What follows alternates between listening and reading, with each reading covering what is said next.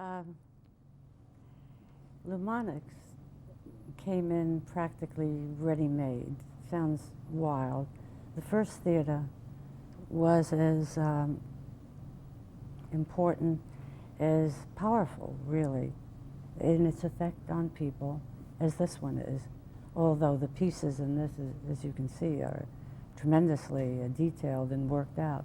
The earlier pieces were blocks of light, blocks of color, and there was always detail. And that piece, which I think is gorgeous, is still doing its job, you know. And so I found that really remarkable, because my feeling then is, you know, we don't really have to do a show. Just let the people come in, sit in the space, and let them feel what is here.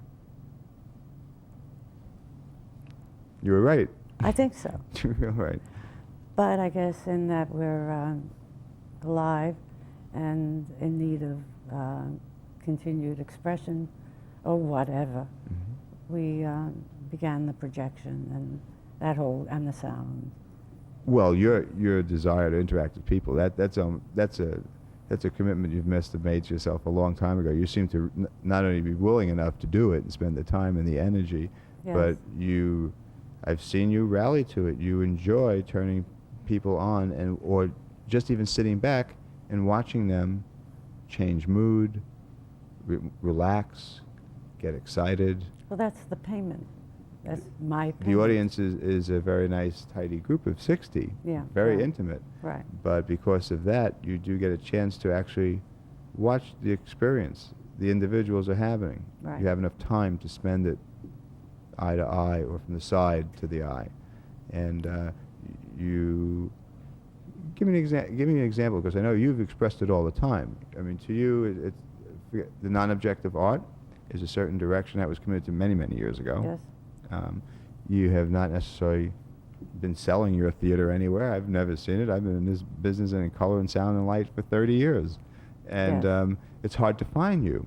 Yes. It's, I'm very pleased you're allowing us to do this interview. My point is that non-objective art, that non-intentionality, that non-need for either attention or to stir anything up anywhere else. Just to be happy with what you had was a tremendous thing. Can you talk a little about that? The feeling really was that, what did they say in that movie? People will come. When he was building the baseball. Yeah, yeah, right, whatever. Kevin Costner. Field of Dreams? Field of Yeah, Dreams. right. Thank you. It's good there's a crew back there somewhere. Right. Yeah, and once you begin to expose yourself to the public in a kind of, once you look for them, you are perhaps asking for attention that you don't quite need at the time, because it can move you in directions that you're not quite ready for, or it's not quite the time for. It was guided by another idea, that we kind of lay back and let it happen, and continue to build the work and the space, and not look for... And my God, it's an unbelievable body of work, number one. Mel's, yourselves. Right. As a statement of the whole team, this is art that also had a tremendous... It took a family effort. Yes. It took it took a great band to play this music. Yes. It is unbelievable. To know that it continues, Yes. and trans Mel's passing 2 years ago, where you have continue with Mark Billard, Right. and created to perform and create new music, focus more on videotape so more people could see your work easier, cheaper, Right. a way of Right. literally expressing yourself to more people where they Yes. can tap into it. Not so much from your need, just because it was letting them have a piece of something that could affect them, inspire them, open them, undepress them, Right.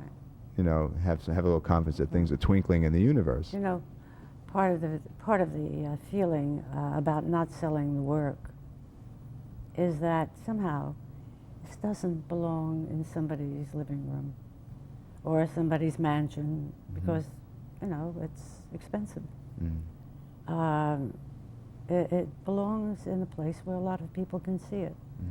And we couldn't really see ourselves go knocking at some museum's door and saying, hey, look at what we got. It's like when they're there to see it, they'll see it. And until then, True. who cares? Really.